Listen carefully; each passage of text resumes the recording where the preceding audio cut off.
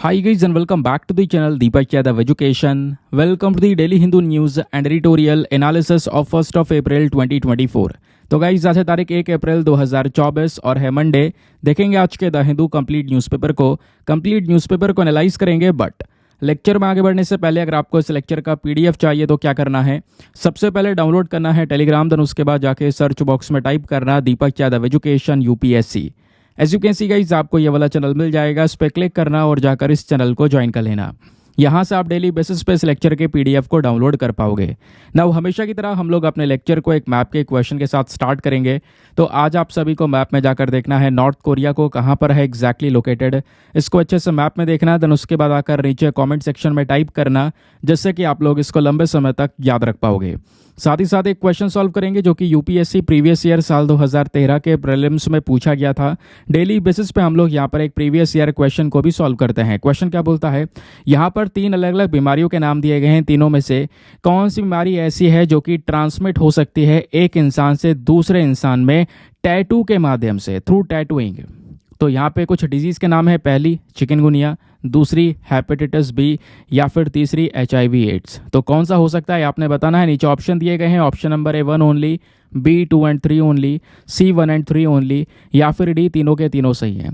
तो इसका सही आंसर सभी को नीचे कमेंट सेक्शन में देना है। एटलीस्ट सभी को इसमें पार्टिसिपेट करना है, जैसे मैं आप लोगों से डेली बेसिस पे बोलता हूँ। बाय द वे इसका जो करेक्ट आंसर है वो मैंने आपको टेलीग्राम पर प्रोवाइड करवा दिया है, वहाँ से भी आप इसको चेकआउट कर सकते हो। और अगर वहाँ पर आंसर नहीं मिलता है तो भी कोई परेशान होने की ज़रूरत नहीं है, क्योंकि वीडियो के लास्ट में इसके करेक्ट आंसर का डिस्कशन हम लोग करेंगे। तो चलो शुभारंभ करते हैं और चलते हैं सबसे पहले थंबनेल वाले इंपॉर्टेंट आर्टिकल की तरफ। तो आप सोच रहे होंगे सर ये कैसे से थंबनेल है। थंबनेल के अंदर जो दोस्तों टॉपिक मेंशन्ड है ये हमारे एग्जाम के लिए, specially GS paper number 3 environment के लिए इंपॉर्टेंट है। पहले भी मैं इसके बारे में डिस्कशन कर चुका हूँ। आज क्यों डिस्कशन कर रहा हूँ, ज़रा उसके पीछे का रीज़न समझो। तो दोस्तों आज से कुछ दिनों पहले की ये न्यूज़ थी, लगभग 2 सप्ताह हो चुका है। 2 सप्ताह पहले द हिंदू अखबार सभी न्यूज़पेपर के अंदर एक आर्टिकल कवर किया गया था कि हमारे साइंटिस्ट ने दुनिया का सबसे बड़ा सांप को डिस्कवर किया है। और ये जो स्पीशी है ये है ग्रीन एनाकोंडा की स्पीशी। दुनिया का सबसे बड़ा सांप और सबसे हैवीएस्ट सांप, जिसको लेकर कुछ इन्फॉर्मेशन थी कि ये 26 फुट लंबा है और 500 किलो लगभग इसका वजन था। अब यहाँ पर वजन था मैंने क्यों बोला, क्योंकि दोस्तों रिसेंटली यहाँ पर अभी ये सांप वहीं अमेज़न में डेड पाया गया, यानी मृत पाया गया। अभी तक आप देख पाओगे बहुत सारे आर्टिकल्स आपने देखे कि भाई ये एक बहुत बड़ा सांप डिस्कवर किया गया। इसका ये वाला जो वीडियो है सोशल मीडिया प्लेटफॉर्म पर पूरी तरह से वायरल हो चुका था। यहाँ पर ये पर्सन आपको देखने को मिलेंगे जिन्होंने ये जो पूरा वीडियो है इसको शूट किया था। 26 फुट मजाक नहीं है, बहुत ह्यूज साइज आपको ये ग्रीन एनाकोंडा का देखने को मिलेगा।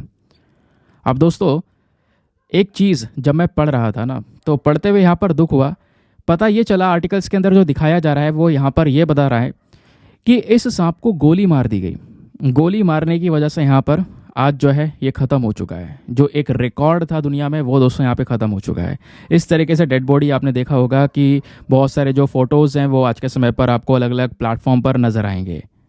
जो वो साइंटिस्ट थे ना जिनका वीडियो मैंने अभी आपको दिखाया था, है ना, कि मतलब वो अभी पानी के अंदर में जिन्होंने ये डिस्कवर किया था, उन्होंने एक ट्वीट किया बड़ा दुख भरा, और उन्होंने यहाँ पर मेंशन किया है कि इस सांप को गोली मार दी गई। हालांकि अभी इस चीज़ को लेकर भी थोड़ी और कंफर्मेशन की ज़रूरत है, बट मोस्ट प्रोबेबली और ज़्यादातर पॉसिबिलिटी यही बताई जा रही है कि यहाँ पर गोली मार दी गई है, जिसकी वजह से आज ये ख़त्म हो चुका है। फिर यार आर्टिकल पढ़ते पढ़ते मैंने सोचा कि काश इसको डिस्कवर ही नहीं किया गया होता, इसके बारे में पता ही ना चलता, तो फिर आज ये बचा हुआ होता। या अभी और कोई रीज़न भी हो सकता है डेथ के पीछे का, उसको लेकर रिपोर्ट्स आनी बाकी हैं।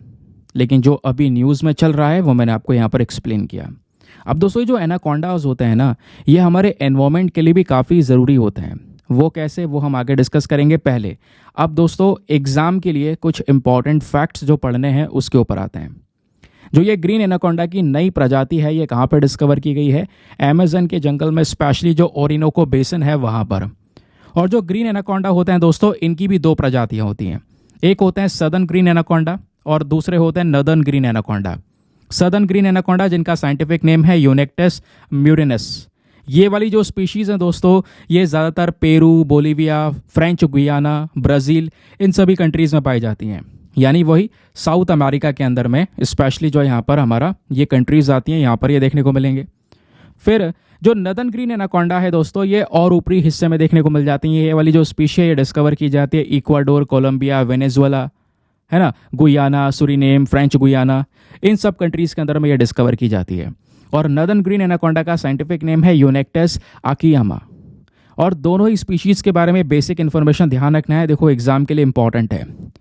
अगर हम बात करेंगे दोनों स्पीशीज़, अगर फिजिकल कैरेक्टरिस्टिक्स देखोगे देखने में एक समान से नजर आएंगे, ज़्यादा कोई डिफ्रेंसिएशन नहीं है। लेकिन जब स्पेसिफिकली हम एनाकोंडास के बारे में बात करते हैं तो वेट एक मिनट में आपको एनाकोंडास के बारे में बताऊंगा। उससे पहले ये ज़रूर याद रखना कि जो ये दुनिया का लार्जेस्ट स्नेक डिस्कवर किया गया था, इसको नाम दिया गया था एनाजूलिया। वेरी वेरी इंपॉर्टेंट, आपका वनडे एग्जामिनेशन हो, कोई से भी एग्जामिनेशन हो, क्वेश्चन बन सकता है। यहाँ पर दे दिया जाएगा, हाल ही में एनाजूलिया नाम की जो एक चीज़ है वो चर्चा में थी, ये क्या है। तो ध्यान रखना, इसी ग्रीन एनाकोंडा ये या फिर कह सकते हो वर्ल्ड्स का लार्जेस्ट स्नेक का नेम जो है यहाँ पर एनाजूलिया दिया गया था, बट आज के समय पर ये हमारे साथ में प्रेजेंट नहीं है। अब बात करते हैं एनाकोंडास की। तो एनाकोंडास को हम लोग वाटर बॉयज के नाम से भी जानते हैं। ये एक यूनेक्टस नाम का जो ये जीनस है उससे पूरी तरह से बिलोंग करता है। काफ़ी बड़े साइज़ के, जब भी नाम हम लोग लेते हैं एनाकोंडा, जब भी आपके दिमाग में वर्ड आता होगा एनाकोंडा, जहाँ पे पढ़ते भी होंगे तो हमेशा से एक बड़े साइज़ का जो सांप है उसका इमेजिनेशन आपके दिमाग में आता होगा। अब दोस्तों अगर हम लोग एनाकोंडास को देखें तो कहीं ना कहीं यहाँ पर बताया जाता है कि हमारे इतिहास में 4 प्रकार के जो एनाकोंडाज हैं इनको आइडेंटिफाई किया गया है।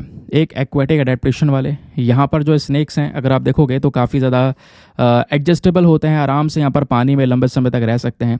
फिर इन एनाकोंडाज का आप कलर देखोगे तो ज़्यादातर आपको ऑलिव कलर यानी कि थोड़ा सा आपको ग्रीनिश टाइप का कलर नज़र आएगा। बॉडी के ऊपर कुछ इंपॉर्टेंट मार्किंग्स होंगी, जैसे ब्लैक कलर के स्पॉट्स होंगे बॉडीज़ के ऊपर में, प्लस जो ये ग्रीन कलर है, ब्लैक कलर के डॉट डॉट हैं, ये पूरा का पूरा जो पैटर्न है वो कैमोफ्लेज पैटर्न बन जाता है। यानी कि अगर एनवायरनमेंट में स्पेशली घासों में अगर वो एनाकोंडा बैठा हो तो यहाँ पर दिखाई ना पड़े। कहने का मतलब है अगर आप ये फोटो देखो, इस तरीके से कलर होते हैं, ग्रीनिश कलर हो गया, ब्लैक स्पॉट्स हो गए। अगर झाड़ियों में छुप जाए तो आराम से दिखाई नहीं पड़ेगा। इसी पैटर्न को हम कैमोफ्लेज पैटर्न भी बोलते हैं। अब बात आती है एनाकोंडास की as an environmental indicator. Environment के लिए क्यों इतना ज़रूरी होता है? सबसे पहली चीज़ दोस्तों, जो एनाकोंडास होता है ना, जैसे जैसे उनके आसपास के सराउंडिंग्स हैं या आसपास का एनवायरमेंट है, जैसे जैसे बदलाव होगा उसके अंदर में, तुरंत इनके अंदर भी काफ़ी सारे जो रिस्पॉन्स है वो यहाँ पर देखने को मिलता है। प्लस यही एनाकोंडा हमारे अपनी इकोसिस्टम यानी एनवायरमेंट की हेल्थ को दर्शाता है। क्योंकि मान लो अगर एनाकोंडा की हेल्दी पॉपुलेशन अवेलेबल है तो जिसका मतलब यहाँ पर यह है कि प्रॉपर मात्रा में फूड और क्लीन वाटर आज के समय पर प्रेजेंट है। ठीक है, तो एक अच्छे एनवायरनमेंट को दर्शाता है हेल्दी एनाकोंडा की पॉपुलेशन। प्लस यहीं पर कुछ वार्निंग साइंस भी हमको पता चलता है। मान लो एनाकोंडा की पॉपुलेशन धीरे धीरे कम होती चली जा रही है, यानी हमारे एनवायरनमेंट के अंदर में प्रॉपर मात्रा में फूड या क्लीन वाटर की लगातार कमी हो रही है, तो एक एनवायरमेंटल कंसर्न से संबंधित जो प्रॉब्लम्स है वो हमारे सामने नजर आती हैं। क्लियर हो गया? तो हमने एनाकोंडास की 2 स्पीशीज़ पढ़ी, एनाकोंडा होता क्या है साइंटिफिकली वो जाना। अब थोड़ा सा हम लोग ग्रीन एनाकोंडा के बारे में जान लेते हैं, क्योंकि अभी जो स्पीशी हमने पढ़ी है ना नदन ग्रीन एनाकोंडा, वो भी ग्रीन एनाकोंडा के ही 2 प्रजातियों में से एक है।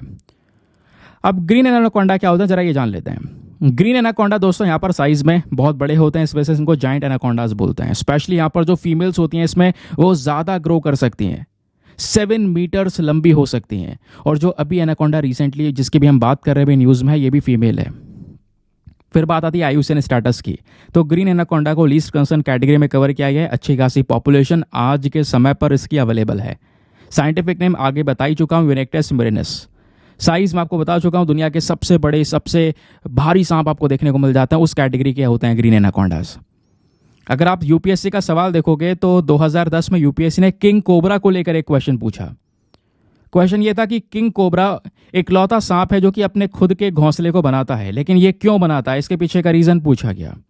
नीचे ऑप्शन दिए गए, तो इसका सही उत्तर है ऑप्शन नंबर सी, क्योंकि यहाँ पर एक ओविपोरस स्नेक है जो कि यहाँ पर अपने अंडे उसी घोंसले में देता है और फिर जब तक उन अंडों में से दूसरे किंग कोबरा नहीं आ जाते तब तक यहाँ पर उनकी प्रोटेक्शन करता है। तो ये क्वेश्चन 2010 में पूछा गया, तो इस वजह से इनके पैटर्न्स को जानना जरूरी होता है। मैं आपको एक क्वेश्चन दिखा चुका हूँ, एक ये देखो, क्वेश्चन ज़्यादा पुराना है लेकिन मैं आपको पैटर्न दिखा रहा हूँ, वही चल रहा है। 1995 हो 2010 हो, 1995 में क्वेश्चन पूछा गया कि बताओ इकलौता सांप कौन सा है जो कि अपने घोंसले को खुद बनाता है। तो इसका सही उत्तर क्या है? अभी हमने पढ़ा था, देखो यहाँ पे ये उत्तर ही इसमें दिया गया है कि किंग कोबरा इकलौता सांप है जो अपने घोंसलों को खुद बनाता है। तो 1995 में जो यहाँ पर इसका उत्तर होना चाहिए वो था option number B, king cobra. समझ गए? चलिए, मैंने आपको क्वेश्चन दिखाया, अब सब क्वेश्चन हटाते हैं, वापस आते हैं ग्रीन एनाकोंडा वाले टॉपिक पर। तो ग्रीन एनाकोंडा स्पेशली आपको कहाँ पर रहते हुए नजर आएंगे? तो ज़्यादातर साउथ अमेरिकन कंट्रीज़ में आपको ये नज़र आएंगे। बाकी इनके अंदर एक स्किल होती है। कौन सी स्किल होती है? एक तो ये काफ़ी तेज़ी से मूव कर सकते हैं। दूसरी चीज़ यहाँ पर दोस्तों, जब ये अपने शिकार को अगर पकड़ते हैं ना, तो एकदम से खाते नहीं हैं। पहले यहाँ पर उसका दम घोट के मार देते हैं उस शिकार को, देन उसके बाद में धीरे धीरे करके यहाँ पर उसको चबा लेते हैं। मतलब चबा क्या लेते हैं? निगल लेते हैं पूरी तरह से। बाकी इन एनाकोंडास की पॉपुलेशन को क्लाइमेट चेंज का एक काफ़ी बड़ा खतरा देखने को मिलता है, प्लस जो रिवर पॉल्यूशन है दोस्तों उसका भी एक बड़ा खतरा देखने को मिलता है। इन सब चीज़ों की वजह से उनकी पॉपुलेशन के ऊपर भारी इम्पैक्ट पड़ता है। क्लियर? ध्यान रखिएगा, इंपॉर्टेंट टॉपिक था। नेक्स्ट आर्टिकल अगेन एग्जाम के लिए बहुत ही इंपॉर्टेंट पॉइंट है दोस्तों, जीएस पेपर नंबर 3 एनवायरमेंट के साथ में आप इसको लिंक कर सकते हैं। बात यह है कि जो फॉरेस्ट के ऑफिशियल्स हैं, कुछ पर्सन आपको देखने को मिलेंगे जो कि क्या कर रहे हैं, कुछ नई ट्रिक्स को जान रहे हैं। ये आप देख पाओगे, ये सीख रहे हैं कि भाई ऐसा पेड़ भी है जो कि पेड़ के अंदर में पानी को स्टोर किया जा सकता है। अब ये जो ट्रिक है हर कोई नहीं जानता।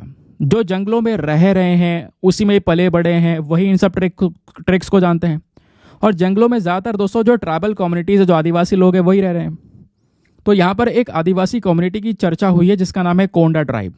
तो कोंडा ट्राइब ने दोस्तों कुछ नए रिसोर्सेज के बारे में, कुछ नई टेक्निक्स के बारे में भी लोगों को दिखाया है, जिसकी वजह से यहाँ पर ये चर्चा में है। स्पेशली यहाँ पे गर्मियों के समय पर पेड़ों में इस तरीके से पानी को स्टोर करके रखा जा सकता है। इस प्रकार की जो ये न्यूज़ है वो यहाँ पर कोंडा ट्राइब्स की वजह से अभी चर्चाओं में आई है। ठीक है, तो यहाँ पर ये जो इंपॉर्टेंट नॉलेज है इन ट्राइबल कम्युनिटीज़ की, ये कोंडा ट्राइब एक ऐसी कह सकते हो कि अभी कम्युनिटी है जो बहुत ही खतरे में है। और हमारे देश के अंदर में जो पर्टिकुलरली वल्नरेबल ट्राइबल ग्रुप्स होते हैं ना, 75 ग्रुप्स हैं, उनमें से एक ग्रुप कोंडा रेडी ट्राइब का भी यूपीएससी सवाल यहाँ से पूछ चुका है। स्पेशली उन्होंने इसी ट्राइब के बारे में पूछा है, क्या ये ट्राइब पीवीटीजी है? बिल्कुल पीवीटीजी वाला ग्रुप ही है ये, जिनकी पॉपुलेशन लगातार कम हो रही है ना। अब एग्जाम के पॉइंट ऑफ व्यू से दोस्तों फैक्ट जानना हमारे लिए बहुत ही ज़्यादा ज़रूरी है, स्पेशली फॉर द प्रीलिम्स। ये कोंडा ट्राइब्स हैं क्या? पहली चीज़ मैं आपको बता ही चुका हूँ, पर्टिकुलरली वल्नरेबल ट्राइबल ग्रुप। अच्छा चलो ये सब साइड हटाओ, पीवीटीजी होता क्या है? इसमें दोस्तों ट्राइबल कम्युनिटीज़ के कुछ ऐसे ग्रुप्स को ऐड किया जाता है जिनकी संख्या लगातार कम हो रही हो, काफ़ी ज़्यादा पीछे रह गए हो, है ना, बाकी सारे ट्राइबल कम्युनिटीज़ के कंपैरिजन में। तो ऐसे ग्रुपों को यहाँ पर ऐड किया जाता है जिनको खतरा बहुत ज़्यादा हो। तो उसमें उसी प्रकार की यहाँ पर कोंडा ट्राइब नाम की भी, यहाँ पर ये जो कोंडा रेडी ट्राइब है, ये कम्युनिटी भी है, जो कि खासकर जो गोदावरी नदी है उसे किनारे यहाँ पर ये लोग रह रहे हैं, आंध्र प्रदेश के अंदर गोदावरी एंड खम्मन डिस्ट्रिक्ट्स के अंदर में। और इनकी जो मदर टंग है वो है तेलुगु। तेलुगु के अंदर में भी यहाँ पर इनका जो एक्सेंट है वो थोड़ा सा यहाँ पे अलग हो जाता है। बाकी फैमिली और मैरिज की बात करेंगे तो फैमिली पेट्रियार्कल है। ठीक है, यहाँ पर जो पुरुष है उसकी यहाँ ज़्यादा चलने वाली है। ठीक है, प्लस यहाँ पर अगर आप देखोगे तो शादी वगैरह है वो आपस में बातचीत कर या फिर भगा कर भी यहाँ पर हो जाती है, उस चीज़ को भी यहाँ पर ये एक्सेप्ट करते हैं। फिर बात है रिलीजन की, तो जो इंपॉर्टेंट रिलीजन यहाँ पर कोंडा रेडी ट्राइब फॉलो कर रहे हैं वो यहाँ पर फोल्क हिंदुइज्म को यहाँ पर ये फॉलो करते हैं, जहाँ पर पुराने ट्रेडिशंस, अपने जो यहाँ पर रीति रिवाज है उसी को यहाँ पर फॉलो कर रहे हैं। लोकल अपने देवी देवताओं, जो लोकल डीटीज़ हैं, उनको यहाँ पर ये पूजते हैं। तो ये हो गई यहाँ पर इनकी रिलीजन की बात। फिर आती है political organisation, very important paragraph.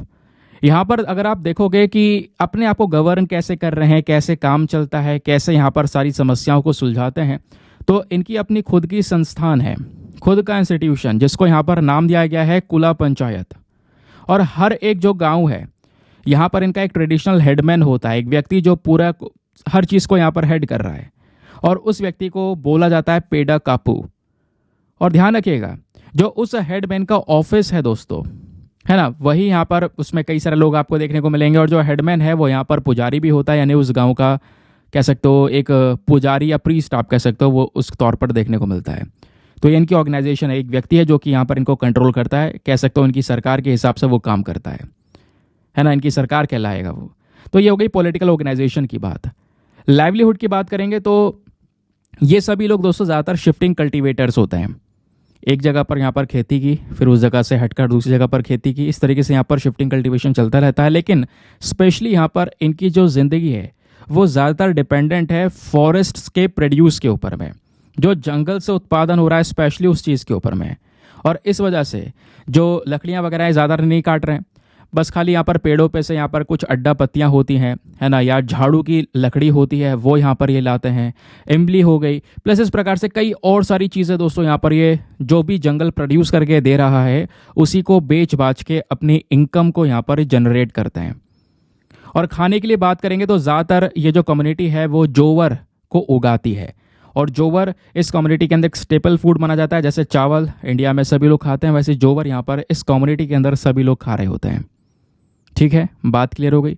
ध्यान रखिएगा, इंपॉर्टेंट टॉपिक है, आज का सेशन भी बहुत इंपॉर्टेंट है, छोटे आर्टिकल बड़े आर्टिकल हर एक चीज़ है, एडिटोरियल भी है, तो ध्यान से सुनते हुए चलना। आगे आते हैं नाउ। आगे बढ़ने से पहले एक इंपॉर्टेंट इन्फॉर्मेशन, अगर आप लोग हमारे पेड ग्रुप्स को ज्वाइन करना चाहते हो तो आपके पास में बढ़िया मौका है इसको ज्वाइन करने का। यहाँ पर आपको डेली बेसिस पे करंट नोट्स के पीडीएफ वगैरह प्रोवाइड करवाए जाते हैं। फॉर एग्जांपल जैसे अभी आपने देखा हमने 2 आर्टिकल डिस्कस कर लिए, लेकिन उन दोनों आर्टिकल में आर्टिकल से ज़्यादा इंपॉर्टेंट क्या है, उसके पीछे का बैकग्राउंड डेटा।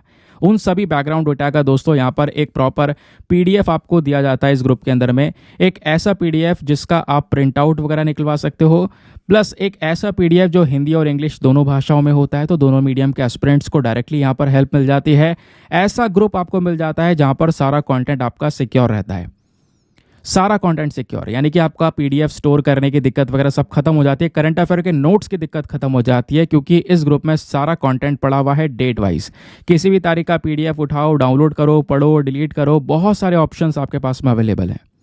और ग्रुप को ज्वाइन करने का जो फी पेमेंट है वो जस्ट 499 है for the lifetime access, या जब तक आपका सिलेक्शन ना हो जाए तब तक आप इतना रुपये में इस ग्रुप को ज्वाइन करके रख सकते हैं। बाकी दोस्तों गारंटी है कुछ दिनों बाद आपका अमाउंट रिकवर हो जाएगा, आपको खुद भी फील हो जाएगा, लेकिन बेनिफिट्स आपको फिर भी आगे मिलते रहेंगे। ग्रुप को ज्वाइन करने के लिए क्या करना है, व्हाट्सएप पर जाना, यहाँ पर आपको एक नंबर दिया गया है 8534873368, इस नंबर पर मैसेज कर देना कि I want to join this group. आपको वहाँ पर रिप्लाई मिलेगा, पेमेंट का प्रोसेस दिया जाएगा, और पेमेंट के प्रोसेस से ज़्यादा इंपॉर्टेंट है डेमो वीडियो का लिंक भी दिया जाएगा। आप पूरे डेमो वीडियो को चेक कर सकते हैं कि हाँ मुझे किस तरीके से फ़ायदे होंगे, और अपने आप को सेटिस्फाई करने के बाद में जाकर ये इन्वेस्टमेंट आप कर सकते हैं। ठीक है, बाकी दोस्तों प्लीज़ मेक श्योर क्या कीजिए, वीडियो पे लाइक का बटन को प्रेस कर दिया करो, एक सपोर्ट मिलता है, 5000 लाइक्स को आप पहुँचा सकते हैं, एक छोटा सा टारगेट हम सभी के लिए रहता है। चलिए, आज का एक और इम्पॉर्टेंट आर्टिकल यूरेशियन टाइम से लिया गया है, क्योंकि आपको पता है ये जो वीडियो है ये आपका ऑल इन वन वीडियो है, यहाँ पर हर एक चीज़ प्रोवाइड करवा दी जाती है एक ही जगह पर, तो इधर उधर भागने की ज़रूरत नहीं है भाई, ये मैगजीन पढ़ लें, ये पढ़ लें, ये अखबार पढ़ लें, वो अखबार पढ़ लें, कोई ज़रूरत नहीं, एक वीडियो में काम तमाम। अब बात यहाँ पर है, ये टॉपिक जो है हमारा GS paper number 3 defence and security के पॉइंट ऑफ व्यू से इंपॉर्टेंट है। यहाँ पे बात हो रही है एक मिसाइल के बारे में, वो रशिया का मिसाइल है जिसका नाम है P800 onyx super sonic cruise missile. अब ये मिसाइल अभी दोस्तों चर्चाओं में आ चुका है। अभी आपको पता है रशिया यूक्रेन का जो वॉर है वो अभी भी चल ही रहा है, तो इस डिस्प्यूट के दौरान यहाँ पर ये मिसाइल चर्चाओं में आया है, जिसको लेकर क्वेश्चन आपसे बन सकता है, डायरेक्टली पूछ लिया जाएगा कि भाई हाल ही में ओनिक्स मिसाइल चर्चा में है, ये कौन सी मिसाइल है। तो ध्यान रखिएगा, super sonic medium range cruise missile है। अब ये क्रूज मिसाइल, बैलिस्टिक मिसाइल्स क्या होती हैं, इनके बीच का डिफरेंस क्या होता है वो भी बताऊंगा। सबसे पहले इस मिसाइल के बारे में जानते हैं। इसका पूरा नाम है P800 ओनिक्स मिसाइल। ध्यान रखिएगा, ये जो मिसाइल है इसको डिज़ाइन किया गया है ताकि जो भी यहाँ पे हमारे सतह पर आमने सामने मान लो जहाज़ है ना, शिप ग्राउंड से, उनको अगर हमें बर्बाद करना है, डिस्ट्रॉय करना है, अपने टारगेट्स को हिट करना है बेहतरीन तरीके से, तो ये मिसाइल काफ़ी कामयाब है। इस मिसाइल की जो स्पीड है वो मार्क 2.6 के हिसाब से देखने को मिलेगी। इसका वजन लगभग 3000 किलोग्राम से आप आगे वॉरहेड लगा सकते हो विस्फोट करने के लिए, प्लस इसकी रेंज आपको 800 किलोमीटर देखने को मिलेंगी। दैट इज़ वाई यहाँ पर P800 जो ये पूरा टर्म है वो यूज़ किया गया है। अब बात आती है यहाँ पर इसके फीचर्स की, क्या इसके फ़ायदे हो सकते हैं। तो दोस्तों इस ओनिक्स मिसाइल को रशियन ब्रह्मोस के नाम से भी जाना जाता है। इसकी स्पीड 3000 किलोमीटर प्रति घंटे से भी ज़्यादा है। इतनी खतरनाक स्पीड को यहाँ पर टक्कर दे पाना बहुत मुश्किल है। ये जो मिसाइल है दोस्तों, पहली बात तो ये 10 से 15 मीटर की ऊंचाई पर ऑपरेट करता है। इतनी ऊंचाई पर काम करता है और इस तरीके से हिट करता है कि दुश्मन की पकड़ में भी ना आए, इतनी स्पीड इस मिसाइल में है। और इस मिसाइल की रेंज 300 किलोमीटर्स तक है। अगर दुश्मन 300 किलोमीटर की दूरी पर है तो वहाँ तक इसको हिट कर सकता है। वैसे इसकी यहाँ पर जो रेंज है वो कई सारी हैं, कुछ 300 मिनिमम है, ऐसे और भी सारे वर्जन्स है जिसमें रेंज बढ़ जाती है। ठीक है, अब दोस्तों इस वाले मिसाइल को हम लॉन्च कर सकते हैं अपने सरफेस शिप से। मान लो यहाँ पर अपने जहाज़ से इसको लॉन्च कर सकते हैं, सबमरीन से लॉन्च कर सकते हैं, प्लस यहाँ पर हमारे ज़मीन पर अगर ये कुछ ट्रक वगैरह होते हैं जो डिफेंस ट्रक होता है उससे भी लॉन्च कर सकते हैं। और अच्छी बात है कि ये एक ऐसा मिसाइल है जो कि सेल्फ गाइडेड है। भाई एक बार शूट कर दो उसके बाद भूल जाओ, सटीकता से अपने टारगेट को ये हिट करेगा। यहीं पर एक प्रश्न आता है सभी के दिमाग में, पहले उसको सॉल्व करते हैं कि सर आपने बोला ये एक प्रकार की क्रूज़ मिसाइल है, तो क्रूज़ मिसाइल क्या होती है? क्या दूसरी प्रकार की कोई मिसाइल होती है? हाँ, एक होती है बैलिस्टिक मिसाइल और एक होती है क्रूज़ मिसाइल। ये दो प्रकार हैं दोस्तों। आओ दोनों का डिफरेंस समझते हैं, बहुत आसानी तरीके से आपको बताता हूँ। पहले हम बात करेंगे बैलिस्टिक मिसाइल की। तो बैलिस्टिक मिसाइल क्या होती है दोस्तों? जिस यहाँ से सपोज हमने मिसाइल को लॉन्च करना है और ये हमारा इधर टारगेट है, तो बैलिस्टिक मिसाइल पहले लॉन्च कर रहे हैं। तो जब लॉन्च करेंगे तो बैलिस्टिक मिसाइल पहले ऊपर आसमान में जाएगी, जाने के बाद में यहाँ पर आप देख पाओगे हमारे एटमॉस्फेयर से बाहर निकल जाएगी, और एटमॉस्फेयर से बाहर निकलने के बाद में जब ये नीचे गिरेगी ना तो अपनी ग्रेविटी के सहारे अपनी स्पीड को और ज़्यादा बढ़ा लेगी और तेज़ी से यहाँ पर दोस्तों गिरना शुरू करेगी और अपने टारगेट को हिट करेगी। तो ये होती है बैलिस्टिक मिसाइल जिसका पाथ इस तरीके से यहाँ पर जाता है, ऐसे आप देख पाओगे अम्ब्रेला शेप में। लेकिन वहीं पर जब बात करते हैं क्रूज़ मिसाइल की दोस्तों, तो वो इस तरीके से ऊपर नहीं जाती है। हमारे सरफेस में यहाँ से हमने लॉन्च किया तो सीधा ऐसे गई और जाकर यहाँ पे अपने टारगेट को हिट कर देगी नीचे नीचे ही, एटमॉस्फेयर के अंदर रह कर ही। समझ गए? तो जो दूसरी प्रकार की मिसाइल्स होती है ना, जो बड़े बड़े डेटा उस पर रिलाई करती हैं, उसके हिसाब से चलती है, ओनिक्स मिसाइल कुछ हटकर है। ये अपना काम सक्सेसफुली कर पाएगी बिना किसी ज़्यादा गाइडेंस के, ये इसकी खास बात है। तो ध्यान रखिएगा ओनिक्स मिसाइल कौन से देश ने डेवलप की है, प्लस ये कौन सी मिसाइल है। नाउ अगला topic very very important for the GS paper number 2 international relation, और स्पेशली यहाँ पर हमारा कह सकते हो कि इंटरनेशनल इंस्टीट्यूशन का सिलेबस में एक टॉपिक है, वहाँ से आप इसको लिंक कर पाओगे। क्या बात हो रही है? बहुत सारे देश अभी भी यहाँ पर उनको बहुत जो स्टेप्स हैं दोस्तों वो अभी इम्प्लीमेंट कर रहे हैं ताकि जो वर्चुअल एसेट्स है उसके मिसयूज़ को रोक सकें, ऐसा खुद एफएटीएफ ने बोला। अब इस न्यूज़ से हमारा लेना देना कुछ नहीं है, एग्जैक्ट जो हमारा लेना देना है इस आर्टिकल में वो है एफएटीएफ। बहुत इंपॉर्टेंट पॉइंट पता होना चाहिए दोस्तों, ये फाइनेंशियल एक्शन टास्क फोर्स है क्या, कैसे काम करता है, ये हमारे लिए जानना ज़रूरी है। एग्ज़ाम में कई सारे जो हमारे वनडे एग्जामिनेशंस होते हैं उसमें ये सवाल पूछा जा चुका है। चलिए, तो ये जो फाइनेंशियल एक्शन टास्क फोर्स है जरा इसके बारे में जानते हैं। ये एक प्रकार की इंटर गवर्नमेंटल बॉडी है, एक ऐसी बॉडी जिसमें कई सारी कंट्रीज की गवर्नमेंट मिलकर आपस में काम करती हैं। ठीक है, अब काम क्या करती हैं? तो ये बॉडी एक ऐसी बॉडी है जिसका मेन काम है दुनिया से जो मनी लॉन्ड्रिंग होता है और प्लस टेररिस्ट फाइनेंसिंग होता है इसको रोकना। चलिए पहले समझते हैं मनी लॉन्ड्रिंग। मनी लॉन्ड्रिंग में क्या होता है ना दोस्तों, जो आपका पैसा होता है, जो काला धन है, ब्लैक मनी है, उसको वाइट मनी में कन्वर्ट करने की कोशिश की जाती है, वही मनी लॉन्ड्रिंग कहलाता है। और दूसरा यहाँ पर आतंकवाद को फंडिंग करना। ये दोनों ही एक्टिविटीज़ को रोकने के लिए फाइनेंशियल एक्शन टास्क फोर्स को तैयार करा गया। तो इसका मेन ऑब्जेक्टिव आपको पता चल गया। अब दूसरा दोस्तों यहाँ पर बात करते हैं ये ग्रुप बना कैसे, इसका इतिहास क्या है, ओरिजिन कैसे हुआ। तो इस ग्रुप को बनाया गया था 1989 में G7 समिट के दौरान, जब वो पेरिस में समिट चल रहा था। 2001 में दोस्तों यहाँ पर पूरी तरह से कह सकते हो इसमें कई सारी जो रेगुलेशंस हैं वो ऐड कर दी गई है ना, कि भाई टेररिज्म से भी लड़ेंगे, मनी लॉन्ड्रिंग से भी लड़ेंगे। तब तक ये पावर्स एफएटीएफ में आ गई। इसका हेडक्वार्टर कहाँ पर है? तो आज भी दोस्तों फ्रांस के अंदर जो पेरिस शहर है वहाँ पर आपको ये हेडक्वार्टर देखने को मिलेगा। फिर उसके बाद इसके मेंबर्स की बात करेंगे तो इसमें टोटल आपको 39 कंट्रीज़ देखने को मिलती हैं एफएटीएफ में, ध्यान रखिएगा। और उन 39 कंट्रीज़ में इंडिया भी शामिल है, इंडिया इसका हिस्सा है।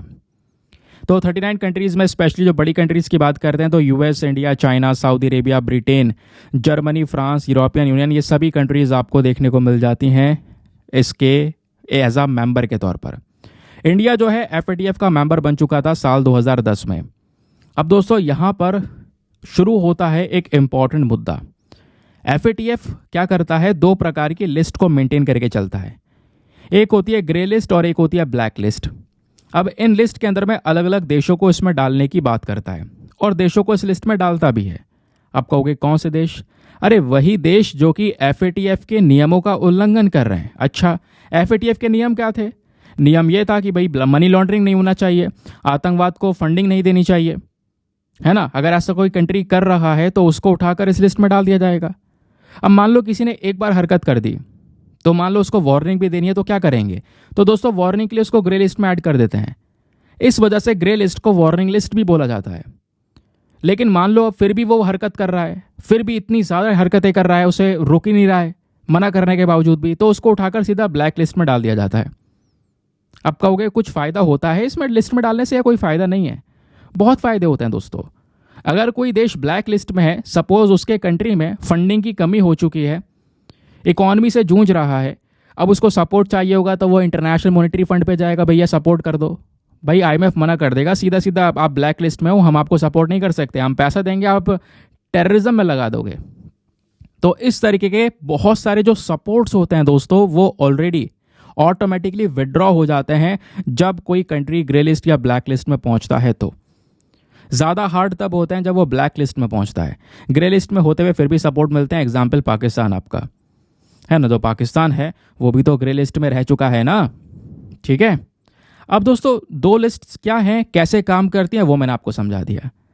ब्लैक लिस्ट क्या है वो हम लोगों ने समझ लिया। अब ज़रा यहाँ पर ये बात कर लेते हैं कि आज के समय पर ब्लैक लिस्ट में कौन कौन सी कंट्रीज़ प्रेजेंट हैं। तो दोस्तों 3 देश हैं जिनको ब्लैक लिस्ट में डाला हुआ है, खतरनाक देश है, north Korea, Iran and Myanmar. Myanmar में आपको पता है तख्ता पलट हुआ है। नॉर्थ कोरिया के हालात आपको बताने की ज़रूरत ही नहीं है, आज आपने मैप में भी देखना है नॉर्थ कोरिया।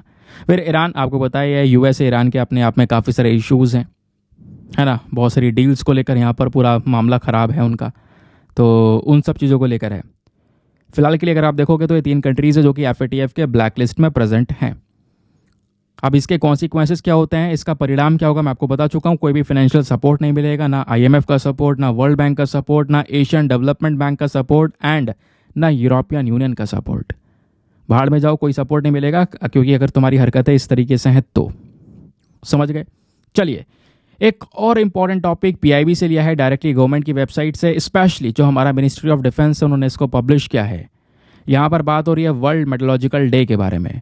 तो आपको पता है हर साल वर्ल्ड मेटलॉजिकल डे 23 मार्च को हम लोग सेलिब्रेट करते हैं, लेकिन अब की बार कुछ खास हुआ है। अच्छा, वो खास क्या है दोस्तों? तो अब की बार खास यह है कि एक नया एप्लीकेशन आ चुका है जिसका नाम है इंद्रा। इंद्रा की फुल फॉर्म है Indian naval dynamic resource for weather analysis. Please ध्यान रखिएगा, इंपॉर्टेंट है। तो हाल ही में इंद्रा ऐप लॉन्च हो चुका है। क्वेश्चन बन सकता है आपसे, इंद्रा ऐप किस चीज़ के लिए है? तो ध्यान रखिएगा, इस एप्लीकेशन का मेन काम है वेदर से संबंधित, मौसम से संबंधित इंफॉर्मेशन को सभी जगह पर फैलाना। तो मौसम से संबंधित इंफॉर्मेशन से लोगों को अवेयर करना, ये बेसिकली यहाँ पर मेन पर्पज़ है इंद्रा ऐप का। अब जो ये एप्लीकेशन, इसको किसने डेवलप किया है? इसको बनाया गया है बाइसेक के थ्रू, यानी BISAG इसकी फुल फॉर्म है, Bhaskaracharya national institute for space application and geo informatics.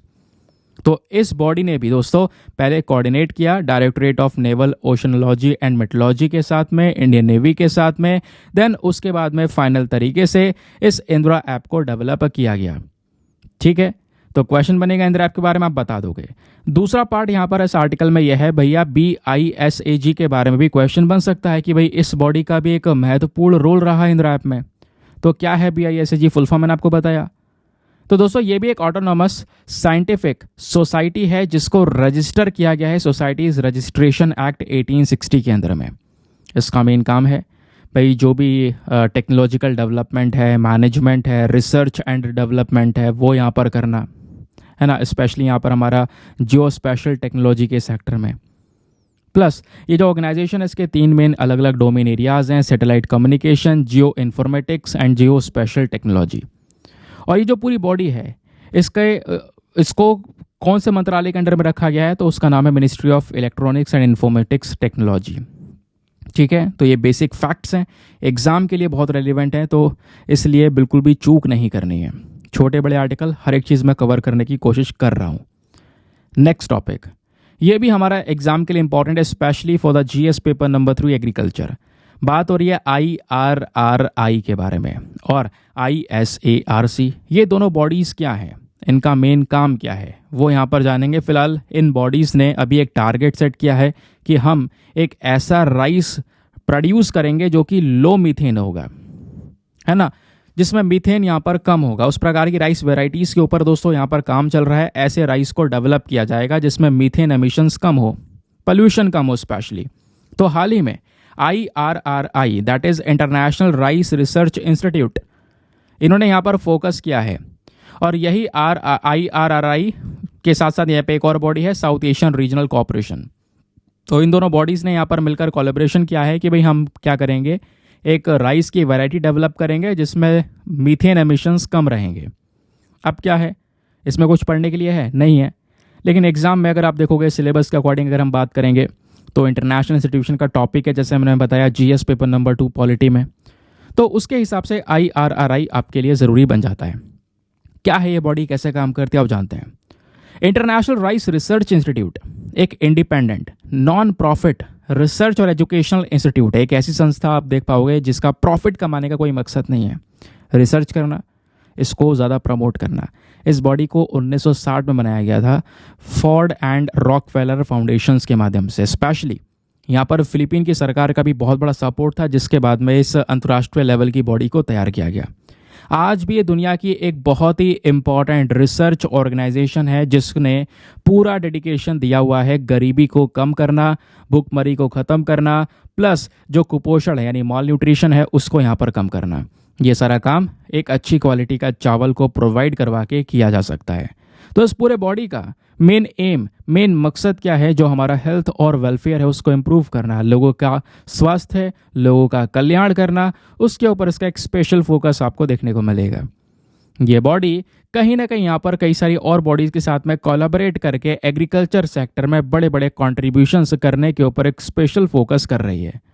अब जैसे मैंने बोला था, इस बॉडी को बनाने में फिलीपींस की सरकार का एक इम्पॉर्टेंट रोल था, तो इसका हेडक्वार्टर भी दोस्तों फिलीपींस के अंदर में लॉस बनाउस नाम की जगह पर है। ध्यान रखिएगा, IRRI का हेडक्वार्टर आपसे यहाँ पे पूछा जा सकता है। ठीक है, बात क्लियर हो गई। तो चलिए एक और इम्पॉर्टेंट टॉपिक पर आते हैं, वेरी वेरी इंपॉर्टेंट। अब की बार दोस्तों GS पेपर नंबर 1 हिस्ट्री के साथ में आप इस टॉपिक को लिंक करना। ठीक है, ये आप देख पाओगे इंडियन एक्सप्रेस ने खुद एक्सप्लेन सेक्शन पर इस आर्टिकल को पब्लिश किया है और यहाँ पर उन्होंने खुद टैग दे दिया हिस्ट्री का। UPSC के लिए वेरी इंपॉर्टेंट टॉपिक। बात हो रही है दोस्तों एक सत्याग्रह की, यानी वाइकॉम सत्याग्रह। तो अभी यहाँ पर 100 साल बाद वाइकॉम सत्याग्रह को याद किया जा रहा है। तो ये सत्याग्रह क्या था, कैसे यहाँ पर इसकी नींव रखी गई, पूरा इतिहास यहाँ पे हम जानने की कोशिश करेंगे। तो दोस्तों इंडिया अगर आप देखोगे बहुत अच्छे से बहुत बड़ा प्रोटेस्ट हुआ था और वाइकॉम सत्याग्रह को यहाँ पर ज़्यादातर लोगों ने एक्सेप्ट किया था। वो अभी रिसेंटली 100 ईयर्स को यहाँ पर सेलिब्रेट किया जा रहा है, जिस वजह से यहाँ पर वाइकॉम सत्याग्रह चर्चा में है। 100 साल हो रहे हैं सत्याग्रह को, क्योंकि ये एक ऐसा मूवमेंट था जो कि अनटचेबिलिटी के खिलाफ में स्टार्ट किया गया था। आप समझ रहे हो ना, कई बार हमने देखा है इतिहास में कास्ट को लेकर काफ़ी भेदभाव हुआ है, अनटचेबल्स का यहाँ पर पूरा टैग दे दिया गया है ना। इतने सारे डिस्क्रिमिनेशंस के बेसिस पर उस डिस्क्रिमिनेशन को ख़त्म करने के लिए स्पेशली 1920 में ये जो वाइकॉम सत्याग्रह है वो किया गया था। तो ये सत्याग्रह नाम से ही पता चल रहा है कि भैया ये एक एंटी कास्ट मूवमेंट है। जो जाति को लेकर डिस्क्रिमिनेशन था, जो भेदभाव था, उसके खिलाफ में दोस्तों इस पूरे मूवमेंट की शुरुआत की गई थी। ठीक है, स्पेशली यहाँ पर जो डिप्रेस क्लास के लोग थे, अनटचेबल्स थे, इनको मंदिर में नहीं घुसने दिया जाता था। तो इसीलिए यहाँ पर ये पूरा प्रोटेस्ट रखा गया था, पूरा सत्याग्रह किया गया कि ऐसा डिस्क्रिमिनेशन क्यों, आखिरकार वो भी इंसान है, आप भी इंसान हो, तो मंदिर में आप क्यों नहीं अलाउ कर रहे हो, उनको भी यहाँ पर अलाउ करना चाहिए। और दोस्तों इसी वजह से जो सत्याग्रह था, इस पूरे सत्याग्रह का मेन एम, मेन मकसद क्या था, जो डिप्रेस्ड क्लास के पर्सन्स है दोस्तों, उनके जो हक हैं, उनके जो राइट्स हैं, उसको यहाँ पर एस्टेब्लिश करना है ना। वो भी यहाँ पर टेम्पल के अंदर में आराम से एंटर कर सके बिना किसी रोक टोक के, उनको भी यहाँ पर यह हक दिलाना, ये यहाँ पर पूरा पर्पस था वाइकॉम सत्याग्रह का। अब बात है यहाँ पर इसके बैकग्राउंड की। तो दोस्तों यहाँ पर ये पूरा मुद्दा या ये पूरा जो समस्या है वो शुरू होता है टेम्पल एंट्री की वजह से।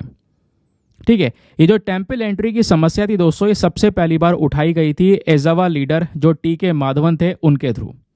और ये समस्या 1917 में शुरू हो गई थी उठाना। इन्होंने अपने एडिटोरियल के अंदर जो अपना पेपर था देशाभिमानी, ठीक है, अभिमानी, तो वहाँ पे दोस्तों यहाँ पे इन्होंने एडिटोरियल के अंदर सारी चीज़ें मेंशन की, है ना। इसकी आवाज़ उठनी 1917 में शुरू हो गई। फिर AICC, ये एक कमेटी है, ऑल इंडिया कांग्रेस कमेटी, इनकी मीटिंग होती है काकीनाडा में। 1923 की बात बता रहा हूँ। यहाँ पे अगेन कुछ इंपॉर्टेंट पर्सनैलिटीज़ उस समय पर प्रेजेंट थे, के माधवन साहब, उनके साथ साथ सरदार पनिक्कर एंड KP केशवा मेनन। तो ये 3 व्यक्ति आप देख पाओगे जिन्होंने एक पिटीशन सबमिट किया त्रावणकोर के लेजिस्लेटिव काउंसिल के अंदर में। और ये जो पिटीशन है दोस्तों, यहाँ पर मांग की गई कि भाई जो टेम्पल के अंदर एंट्री है, पूजा है भगवान की, उसका हक हर एक सेक्शंस ऑफ द सोसाइटी को मिलना चाहिए, हर एक व्यक्ति को मिलना चाहिए। यहाँ पर कोई कास्ट, क्रीड या कम्युनिटी को लेकर भेदभाव नहीं होना चाहिए। फिर उसके बाद फाइनली दोस्तों इस मूवमेंट ने अपनी तेज पकड़ ली और ये मूवमेंट लॉन्च हो गया 30 मार्च 1924 के अंदर में। फिर यहाँ पर एक जो आग फैली दोस्तों इस कास्ट डिस्क्रिमिनेशन को ख़त्म करने के लिए, वो काफ़ी बड़ी थी। ये जो मूवमेंट है दोस्तों, अगर आप देखोगे, इसकी शुरुआत होती है महादेव टेम्पल, कोत्तयम डिस्ट्रिक्ट, केरला के अंदर में। 1924 से लेकर 1925 तक 1 साल तक भयानक सत्याग्रह। अब आखिरकार इसके पीछे कौन कौन से कारण, कौन कौन से फैक्टर्स थे जिसकी वजह से यहाँ पर सत्याग्रह हुआ। रीज़न यहाँ पर यह था कि एक तरफ तो इस तरीके से जो अलग अलग सिस्टम्स हैं या कास्ट सिस्टम चल रहा था, जिसके बेसिस पर जो अनटचेबल्स हैं या डिप्रेस क्लास हैं दोस्तों, उनको यहाँ पर बहुत ज़्यादा और डिस्क्रिमिनेट किया जा रहा था, उनके साथ में भेदभाव हो रहा था। और उस भेदभाव का फ़ायदा पता है कौन उठा रहा था? Christian missionaries. अब क्रिश्चियन मिशनरीज जिसको ईस्ट इंडिया कंपनी खुद सपोर्ट कर रही थी, उन मिशनरी ने क्या करा, अपने पूरे रीच को एक्सपैंड किया। बहुत सारी जो लोअर कास्ट हैं उनको क्रिश्चियनिटी के अंदर में कन्वर्ट करना शुरू किया। और ये कन्वर्जन दोस्तों लगातार खतरनाक तरीके से चलने लगा। अब हमें यही सिस्टम चेंज करना था, लोगों को बचाना था, क्योंकि फिर अगर जिसके साथ डिस्क्रिमिनेशन हुआ है तो वो यही सोचेगा ना, ठीक है मैं यहाँ पर एक कन्वर्ट ही हो जाता हूँ, लोगों में आ जाता हूँ, यहाँ पे मुझे हेल्प मिलेगी, इस तरीके से वही चीज़ें चल रही थी दोस्तों। उसी को कंट्रोल करने के लिए यहाँ पर स्टेप्स उठाए गए। महाराजा अय्यलम त्रिनुल, इन्होंने बहुत सारे प्रोग्रेसिव रिफॉर्म्स, बहुत सारे सुधार यहाँ पर किए। और यहीं पर मॉडर्न एजुकेशन सिस्टम को दोस्तों लाया गया, जिसमें प्राइमरी एजुकेशन फ्री कर दी गई हर एक के लिए, स्पेशली चाहे कोई लोअर कास्ट हो या कैसे भी कास्ट हो, सभी के लिए दोस्तों यहाँ पर कह सकते हो ये प्राइमरी एजुकेशन फ्री कर दी गई। जो बहुत ही पॉपुलर लोग थे जिन्होंने यहाँ पर इस सत्याग्रह को सपोर्ट किया, उसमें श्री नारायण गुरुजी आए, पेरियार AV रामास्वामी आए। अब आप देख पाओगे इस वाइकॉम सत्याग्रह को लेकर ऑलरेडी यहाँ पर एक पूरा एडिटोरियल लिखा जा चुका है, कई आर्टिकल्स पब्लिश हो चुके, मैंने आपको दिखाया, चाहे वो द हिंदू का एडिटोरियल हो या फिर आपका यहाँ पर इंडियन एक्सप्रेस का एडिटोरियल हो, हर जगह पर इसकी चर्चाएं ही चर्चाएं हुई हैं। ठीक है, तो इसके बारे में ध्यान रखिएगा। एग्ज़ाम के लिए टॉपिक इंपॉर्टेंट है, हमें बिल्कुल भी स्किप नहीं करना है या बिल्कुल भी मजाक में नहीं लेना है। चलिए एक और आर्टिकल, ये भी एग्जाम के लिए इंपॉर्टेंट है, GS पेपर नंबर 3, एनवायरमेंट के साथ मैं लिंक कर सकता हूँ। बात है फिश ओटोलिथ के बारे में। अब ये फिश ओटोलिथ होता क्या है ये जानते हैं, लेकिन उसको जानने से पहले ये न्यूज़ क्या है ये भी जान लेते हैं। तो दोस्तों फिश ओटोलिथ से कुछ ऑर्नामेंट्स, कुछ ज्वेलरीज वगैरह यहाँ पर तैयार की गई हैं, है ना, उसकी शुरुआत हुई है। तो इसकी शुरुआत यहाँ पर हुई है, इस वजह से फिश ओटोलिथ चर्चा में। अभी मछली के बॉडी में एक चीज़ पाई जाती है जिसको फिश ओटोलिथ का नाम दिया है। वो जो चीज़ है वो इस तरीके से दिखाई पड़ती है अगर आप रियलिटी में देखोगे तो। ठीक है, अब सवाल यह है कि सर ये ओटोलिथ होता क्या है, कहाँ पर प्रेजेंट होता है, डिटेल्स जानते हैं। तो ओटोलिथ दोस्तों यहाँ पर कान के पास में प्रेजेंट एक पत्थर, एक स्टोन आपको देखने को मिलेगा, जिसके माध्यम से जो मछली है उसको सुनाई पड़ता है, सुन पाती है, सेंस कर पाती है। और ये बहुत इंपॉर्टेंट माना जाता है फिश के अंदर में।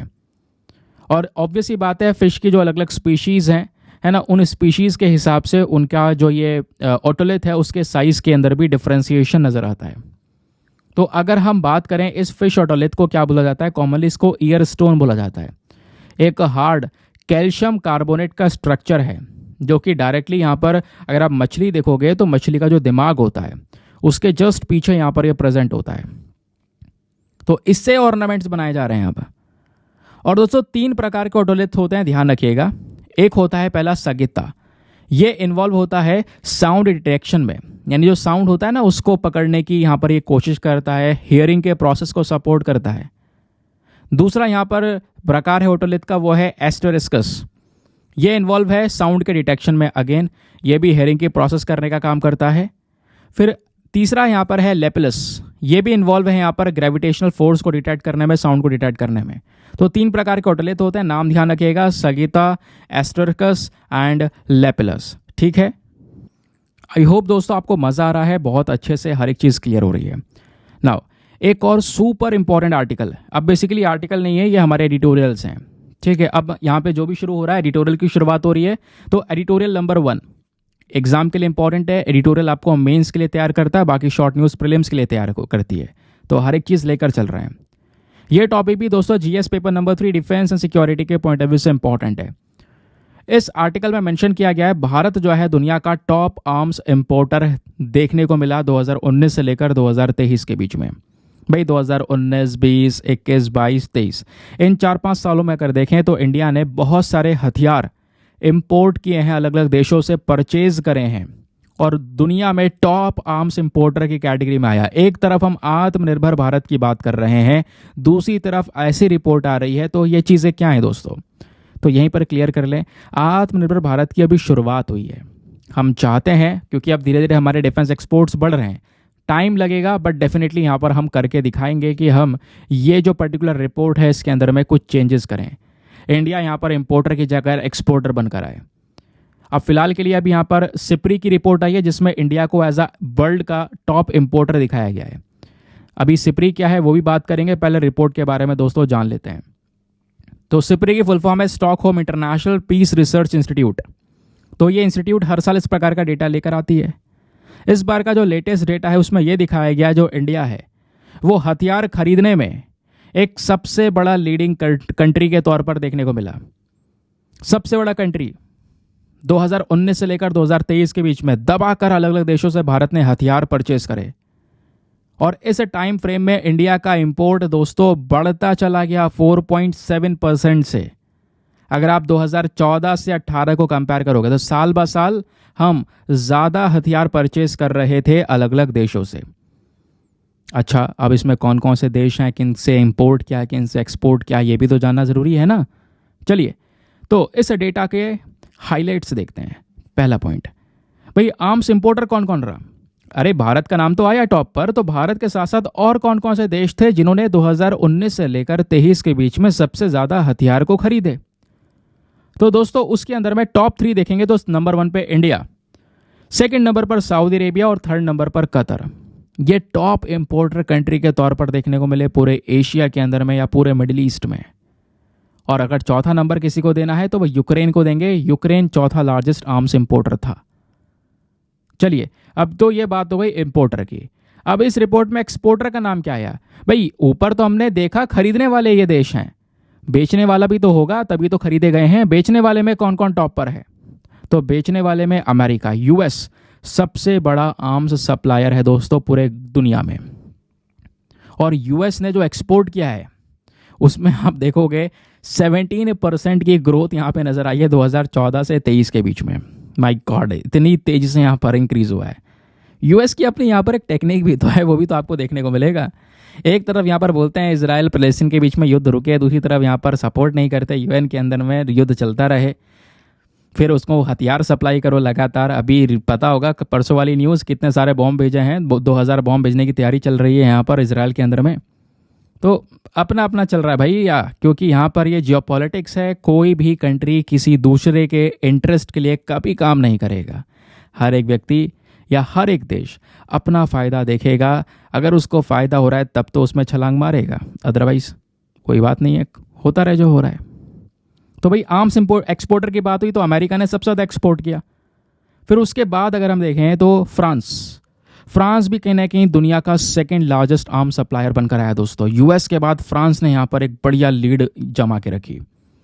तीसरे पर यूरोप की कई सारी कंट्रीज़ हैं दोस्तों जिन्होंने यहाँ पर दुनिया भर के कंट्रीज़ को इस प्रकार से हथियार बेचे। कहोगे एक मिनट, रशिया कहाँ गया। रशिया पिछले समय यूक्रेन से लड़ता रह गया, तो उस दौरान यहाँ पर रशिया की इसमें रैंक थोड़ी सी कम हो गई है। रशिया का यहाँ पर थोड़ा सा डिक्लाइन देखने को मिला है। तो वैसे रशिया ने अभी भी हथियार बेचे हैं लेकिन थोड़े से कम बेचे हैं, ये एक फ़र्क है।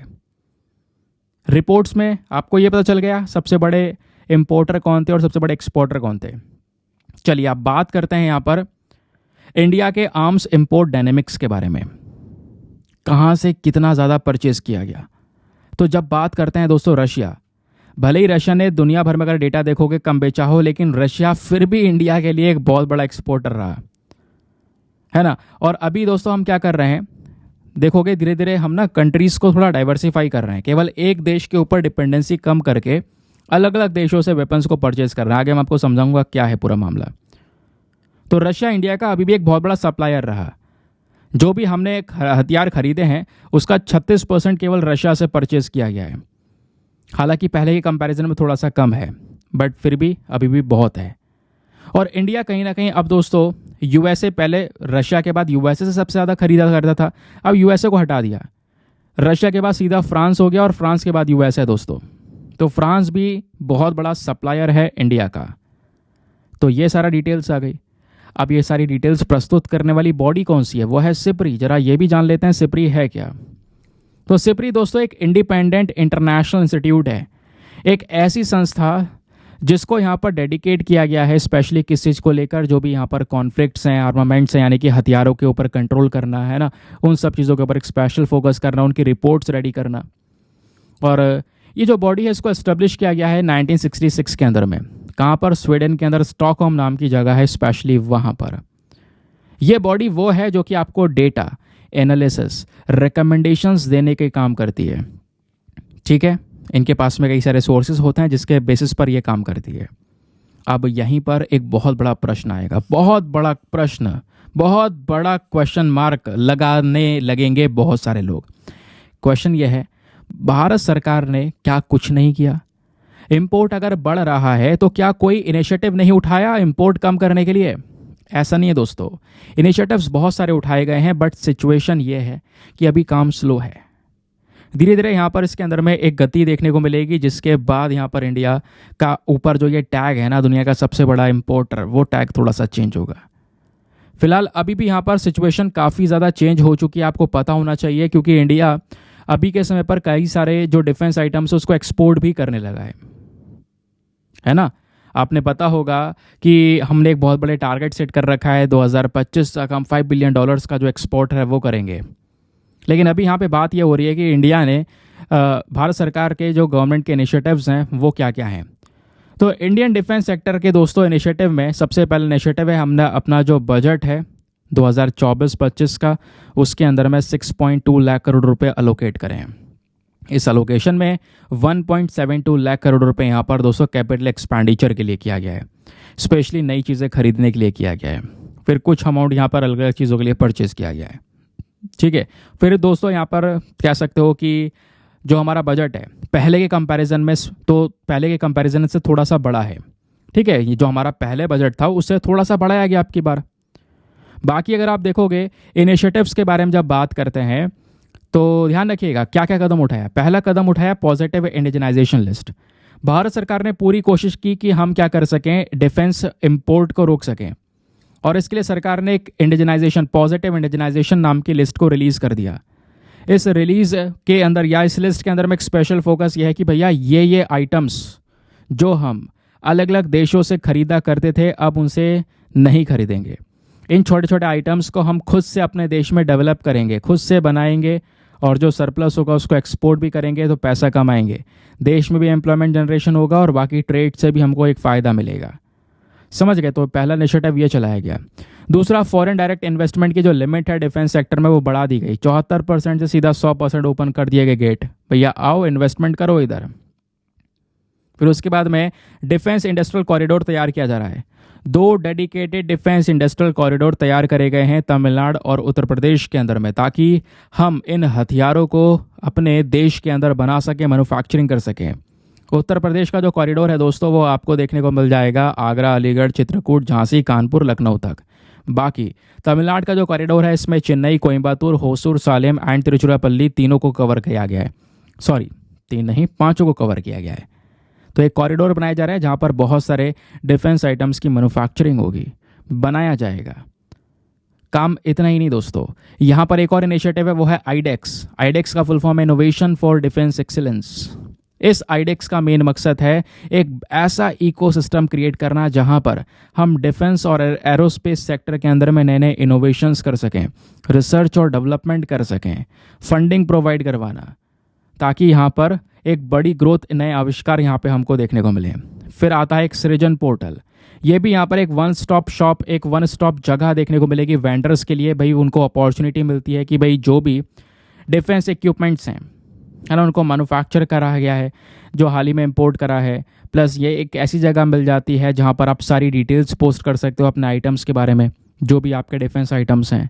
इससे जो इंडियन कंपनी से दोस्तों यहाँ पर उनको एक मौका मिलता है कि वो अपने इंटरेस्ट को एक्सप्रेस कर सकते हैं, बता सकते हैं, या किसी कंट्री के साथ में कोलैबोरेट कर सकते हैं प्रोडक्शन करने के लिए वेपन आइटम्स को। तो इस प्रकार का पोर्टल आपको ये नज़र आएगा।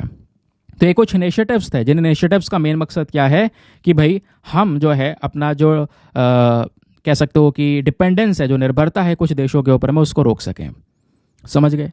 नाउ आज के ही न्यूज़पेपर में एक और एडिटोरियल इंपॉर्टेंट है ये दोस्तों। बाकी एडिटोरियल देखोगे तो काम के नहीं है, क्योंकि पॉलिटिक्स की बातें आजकल ज़्यादा हो रही हैं। जितने इलेक्शंस पास आते चलेंगे उतने ज़्यादा पॉलिटिक्स के खेल खेले जाएंगे न्यूज़पेपर में, जो कि हमारे एग्जाम के लिए इंपॉर्टेंट नहीं है। लेकिन आपने परेशान या चिंतित बिल्कुल नहीं होना है, क्योंकि वीडियो में हम सब इंपॉर्टेंट ही डिस्कस करेंगे, चाहे हमें इधर उधर से ढूंढ के क्यों ना लाना पड़े। समझ गए? यानी आपको एग्जाम की तैयारी चल रही है, वो चलती रहेगी। तो आज के अखबार में एक रेलिवेंट एडिटोरियल जहां पे बात हो रही है the art of India HIV and AIDS response के बारे में। तो दोस्तों इंडिया में भी बहुत सारे आपको पेशेंट देखने को मिलेंगे जो HIV और एड्स से गुजर रहे हैं। इसका एक ट्रीटमेंट आया है आर्ट। ये ट्रीटमेंट 20 साल पहले आ चुका था, यानी एंटी रेट्रोवायरल थेरेपी। और इस ट्रीटमेंट की वजह से कई सारे पेशेंट्स की जान बची है। लेकिन दोस्तों यहाँ पर बताया ये जा रहा है अभी भी HIV पेशेंट्स को लेकर हमें बहुत कुछ करना ज़रूरी है। तो उसी को लेकर इस एडिटोरियल को लिखा है हमारे ये दो राइटरों ने। एक का नाम है चंद्रकांत लहारिया, दूसरे हैं यहाँ पर अमृत हर्षना। चलिए देखते हैं आखिरकार इन दोनों राइटर के क्या है point of views. Point of views में डिटेल में जाएं उससे पहले ज़रा दोस्तों ये जान लेते हैं ये HIV एड्स है क्या, है ना। ये बेसिक चीज़ जानना हमारे लिए ज़रूरी है। दोस्तों जब बात करते हैं एड्स की, तो एड्स यहाँ पर एक खतरनाक बीमारी, जानलेवा बीमारी, जो कि होती है HIV नाम के वायरस की वजह से। तो एड्स खुद बीमारी है जो HIV वायरस की वजह से हो रही है। HIV करता क्या है? HIV हमारे बॉडी के इम्यून सिस्टम के ऊपर में एक बहुत बड़ा अटैक करता है। देखो सिंपल सी बात है भैया, एक व्यक्ति है वो अगर उसका इम्यूनिटी बहुत ज़्यादा स्ट्रांग है तो बड़ी से बड़ी बीमारी यहाँ पर उसके लिए चुटकुलों में सॉल्व हो सकती है। भाई आपने देखा होगा कोरोना में भी कई सारे लोगों को कुछ असर नहीं हुआ, जबकि वो बाहर घूमते रहे, उनका इम्यूनिटी बहुत स्ट्रांग था। लेकिन कुछ लोग ऐसे थे जिनको घर में बैठे बैठे भी हो गया और जानलेवा खतरनाक हुआ, क्योंकि इम्यूनिटी कमज़ोर है। आपकी इम्यूनिटी के ऊपर कई सारी चीज़ें डिपेंड करती है। आपकी इम्यूनिटी बहुत ज़्यादा कमज़ोर है, इसका मतलब छोटी से छोटी और हल्की से हल्की बीमारी आपके लिए जानलेवा हो सकती है। और यही जो HIV वायरस है क्या करता है, एक इंसान के बॉडी के इम्यून सिस्टम के ऊपर ही अटैक करता है, और अटैक करने के बाद इम्यून सिस्टम को कमज़ोर बना देता है। तो एक इंसान छोटा सा इन्फेक्शन या छोटी सी बीमारी हो, सीधा उससे यहाँ पर कहीं ना कहीं उसकी मृत्यु भी हो सकती है। और ख़तरनाक बात दोस्तों यह है कि स्टार्टिंग में तो इसको HIV बोलते हैं जब शुरुआत में ये बढ़ता है, और अगर इसको ठीक ना किया जाए टाइम पर तो यही HIV एड्स में कन्वर्ट हो जाता है। अब बात है इसके ट्रांसमिशन की, क्या ये बीमारी फैल सकती है? खतरनाक लग रही है। हाँ बिल्कुल ट्रांसमिशन के चांसेस है, लेकिन ट्रांसमिशन में कुछ प्रोसीजर्स होने चाहिए। अगर कोई व्यक्ति सेक्सुअली यहाँ पर किसी के साथ में कांटेक्ट में है तो सेक्सुअली ट्रांसमिटेड इन्फेक्शन यहाँ पर हमको देखने को मिल सकता है। प्लस कोई किसी के यहाँ पर कह सकते हो इंजेक्टेड ब्लड है ना, ब्लड में था तो उसके इंजेक्टेड ब्लड के कांटेक्ट में आ चुका है, या फिर कह सकते हो एक इंजेक्शन था भैया, एक इंसान को इस्तेमाल किया, फिर वही इंजेक्शन दूसरे को इस्तेमाल कर लिया। तो ये सब चीज़ों की वजह से ये जो ट्रांसमिशन है वो कहीं ना कहीं हो सकता है इस HIV एड्स का। प्लस जो मदर होती है, एक माँ जो होती है ना, अपने प्रेगनेंसी के स्टेज के दौरान से यहाँ पर गुजर रही होती है, तो उस समय पर बच्चे को जन्म देते वक्त या ब्रेस्ट फीडिंग यानी बच्चे को दूध पिलाते वक्त भी दोस्तों ये जो बीमारी है वो उस मदर से उस बच्चे में जा सकती है। ऐसे भी यहाँ पर कुछ पॉसिबिलिटीज़ यहाँ पर नज़र आती हैं। फिर बात आती है ट्रीटमेंट की। तो क्या इतनी खतरनाक बीमारी का ट्रीटमेंट अवेलेबल नहीं है क्या? नहीं दोस्तों, अभी भी इफेक्टिव ट्रीटमेंट, इफेक्टिव क्योर अभी भी अवेलेबल आपको नहीं देखने को मिलेगा। अगर एक व्यक्ति को HIV होता है ना, तो प्रॉपर ट्रीटमेंट ना मिलने की वजह से वो ज़िंदगी भर उसके साथ में रह रहा है। लेकिन अगर प्रॉपर तरीके से ध्यान रखा जाए, मेडिकल केयर किया जाए, तो इस बीमारी को कंट्रोल ज़रूर से किया जा सकता है। तो कई सारे लोग जो HIV से गुजर रहे हैं उनको आजकल कह सकते हो एक बढ़िया ट्रीटमेंट जिसको बोलते हैं आर्ट थेरेपी, यानी एंटी रेट्रोवायरल थेरेपी यहाँ पर दी जाती है। इस थेरेपी के माध्यम से एक इंसान अपनी लंबी ज़िंदगी थोड़ा खुशहाल तरीके से जी सकता है। उसको अपनी जान की टेंशन नहीं रहेगी कि मेरी जान कभी भी चली जाएगी, ऐसा यहाँ पर कुछ भी नहीं है। हेल्दी लाइफ्स यहाँ पर जी सकता है, अपने लोगों को या अपने पार्टनर्स को पूरी तरह से प्रोटेक्ट कर सकता है। तो यह है दोस्तों HIV का एक पर्टिकुलर किस्सा।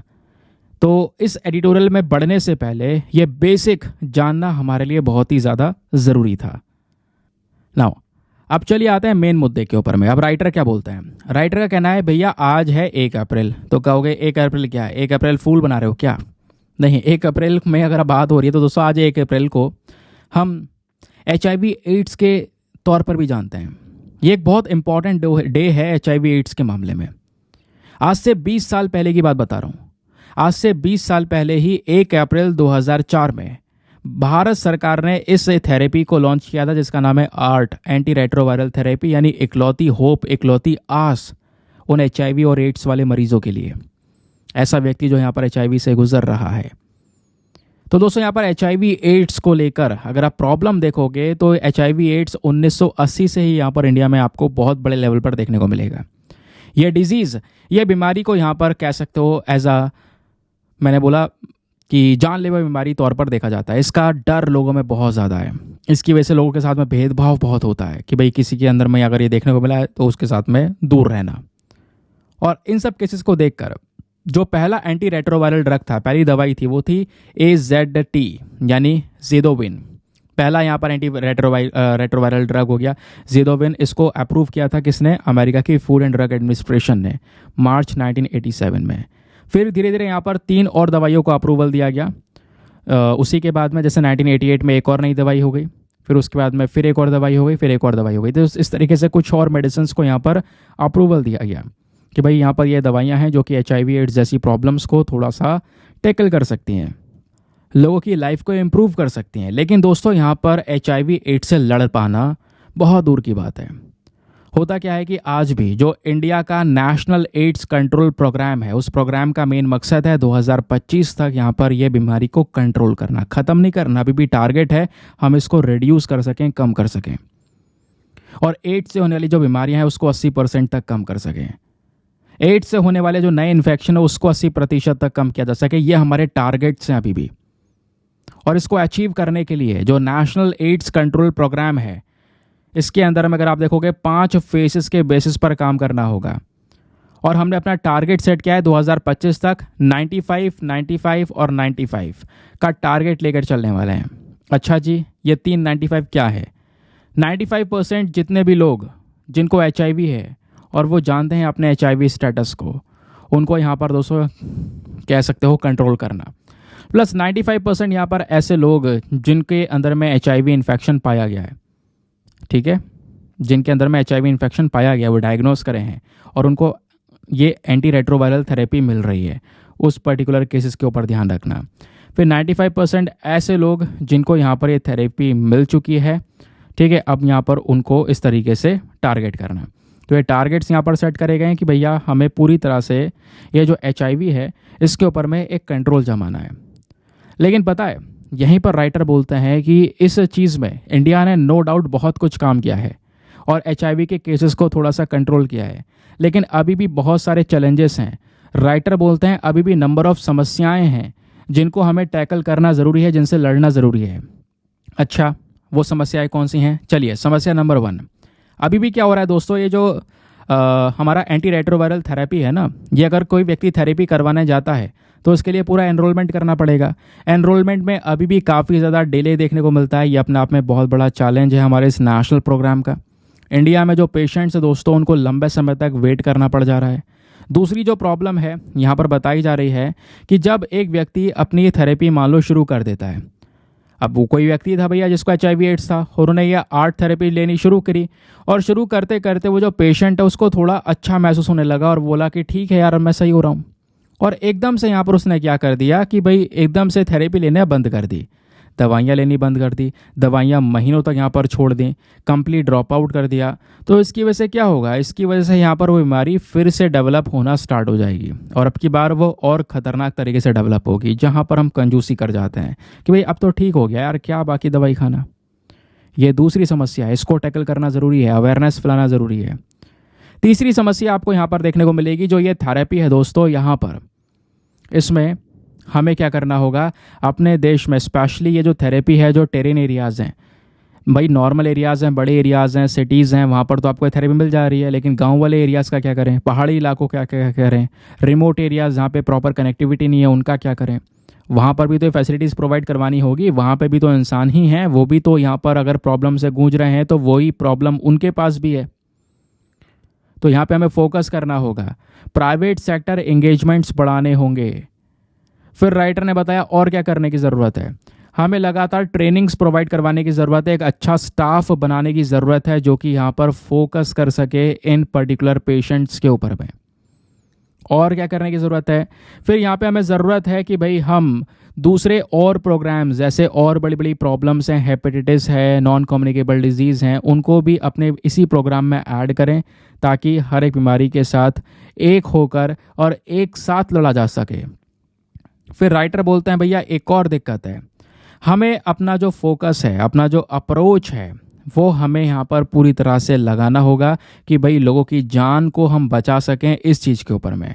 और इसके लिए जो भी करना हो, अपने टेस्टिंग को बढ़ाना हो, एडवांस लेवल की टेस्टिंग ऐड करनी हो, नई मशीन्स ऐड करनी हो, वो सब करना हमारे लिए बहुत ही ज़्यादा ज़रूरी है। आई होप दोस्तों आपको बेहतरीन तरीके से यहाँ पर ये पूरा का पूरा आर्टिकल समझ में आ चुका है।